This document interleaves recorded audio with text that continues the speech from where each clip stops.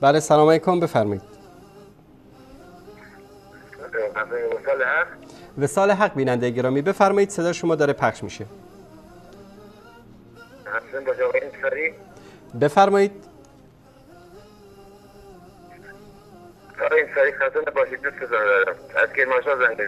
سلامت باشید بیننده گرامی، الله متعال شما رو دوست بداره و سعادت دارین نصیبتون کنه.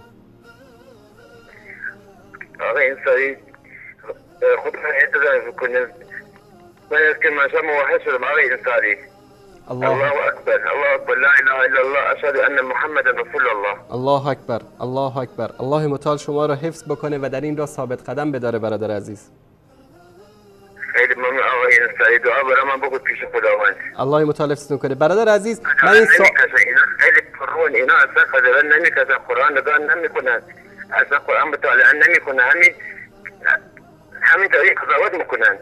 درست. من میخوام از شما این سوالی که از همه مهتدین میپرسم که چه چیز سبب شد که الله سبحانه و تعالی شما رو به راه قرآن و سنت هدایت بکنه؟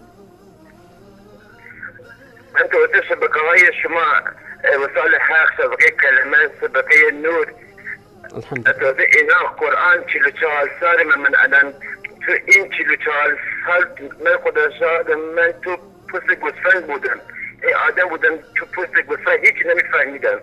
فقط حسین اینا میشناختم، حسین و علی و امام و امامزاده ها رو میشناختم، هیچ کس دیگر نمیشناختم. الحمدلله متوسط این شبکه های شما همه چیز را پیدا کردم، خدا را شناختم، خودم شناختم، خدا شناسی، خودشناسی همه را شناختم. الحمدلله خیلی خیلی خوشحال از برنامه های شما. الله اکبر. الله متعال حفظتون کنه و سعادت دارین نصیبتون کنه برادر عزیز. تشکر از شما.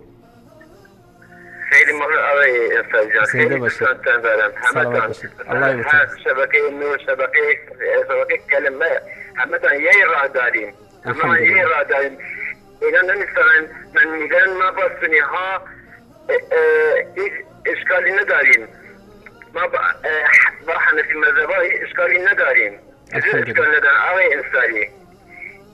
الان میگن ما با وهابی ها دشمنیم، درست. ما با سنی ها دشمن نیستیم.